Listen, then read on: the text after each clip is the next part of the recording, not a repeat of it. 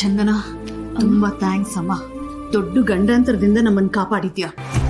ಅಯ್ಯೋ ಅಮ್ಮ, ಅಂಥದ್ದು ನಾನೇನು ಮಾಡಿದೆ? ನಮ್ಮ ತನು ವಿಶ್ವ ಪ್ರೀತಿ ಮಾಡಿದ ಹುಡುಗಿನ ಕಂಡಿಡಿಬೇಕು ಅಂತ ಅವ್ರ ಕಾಲೇಜ್ ಹತ್ರನೇನೆ ಹೋಗಿದ್ಲಲ್ಲ, ಆಗ ವಿಶ್ವನ್ ಕಳಿಸಿ ಸರಿಯಾದ ಕೆಲಸ ಮಾಡಿದೆ. ಅದರಲ್ಲೇನಿದೆ ಅಮ್ಮ, ನನಗೆ ಪರಿಸ್ಥಿತಿ ಅರ್ಥ ಆಯ್ತಲ್ವಾ, ಅದಕ್ಕೆ ಮಾಡಿದೆ ಅಷ್ಟೆ. ಅದು ಸರಿ, ನಿನ್ನೆ ನಾನು ಅಷ್ಟು ಸಲ ಫೋನ್ ಮಾಡಿದಾಗಲೂ ವಿಶ್ವ ಕಾಲ್ ಪಿಕ್ ಮಾಡಲಿಲ್ಲ. ನೀನು ಫೋನ್ ಮಾಡಿದ್ದಕ್ಕೆ ಅವನು ಕಾಲ್ ಪಿಕ್ ಮಾಡಿದ್ನಾ? ಇಲ್ಲಮ್ಮ, ನಾನು ತುಂಬ ಸತಿ ಫೋನ್ ಮಾಡಿದೆ, ಅವ್ರ ಫೋನೇ ಎತ್ತಿಲ್ಲ.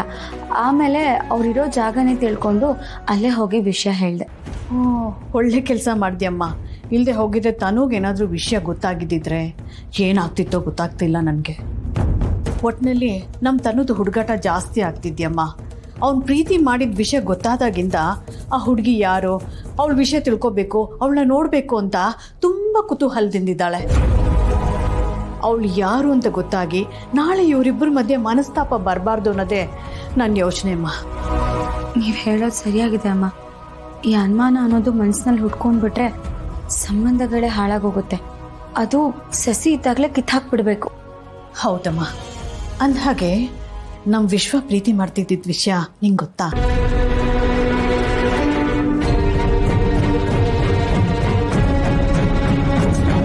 ನಮ್ಮ ವಿಶ್ವ ಆ ಹುಡುಗಿನ ತುಂಬ ಪ್ರೀತಿ ಮಾಡ್ತಿದ್ನಮ್ಮ. ಆದರೆ ಅವನ ಪ್ರೀತಿನ ಅವಳ ಹತ್ರ ಹೇಳ್ಕೊಳ್ಳೇ ಇಲ್ಲ. ಹಾಗೂ ಸ್ವಲ್ಪ ಧೈರ್ಯ ಮಾಡಿಕೊಂಡು ಹೇಳ್ತೀನಿ ಅಂತ ಹೇಳ್ದ, ಆದರೆ ನಾನು ಬಿಡಲಿಲ್ಲ ಅಷ್ಟೆ. ನೀವು ಬಿಡ್ಲಿಲ್ವಾ? ಯಾಕೆ?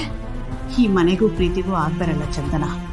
ಅದಕ್ಕೆ ನಮ್ಮ ಮನೆಯವ್ರ ತಂಗಿ ಪ್ರೀತಿ ಮಾಡಿದ್ದಕ್ಕೆ ಅಲ್ವಾ ಅವಳನ್ನ ಮನೆಯಿಂದ ಹೊರಗಡೆ ಹಾಕಿದ್ದು. ಪ್ರೀತಿ ಅನ್ನೋದು ಎರಡು ಮನಸ್ಸುಗಳನ್ನ ಒಂದು ಮಾಡುತ್ತೆ. ಆದರೆ ನಮ್ಮ ಮನೇಲಿ ಆ ಮನಸ್ಸುಗಳೇ ದೂರ ಆಗ್ಬಿಟ್ಟಿದೆ. ಅದಕ್ಕೆ ವಿಶ್ವ ಪ್ರೀತಿ ಹೇಳ್ಕೊಳ್ತೀನಿ ಅಂದಾಗ ನಾನು ತಡೆದಿದ್ದು. ಅಮ್ಮ, ಆ ಹುಡುಗಿನ ನೀವು ನೋಡಿದ್ದೀರಾ? ಇಲ್ಲಮ್ಮ, ಆದರೆ ಅವಳ ಹೆಸರು ಗೊತ್ತು.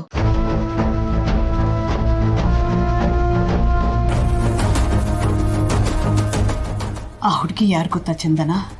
ಅದೇ ನಮ್ಮ ಮನೆಗೆ ಬರ್ತಾರಲ್ಲ ಜಯಂತ್ ಅಂತ, ಅವ್ರ ಹೆಂಡತಿ.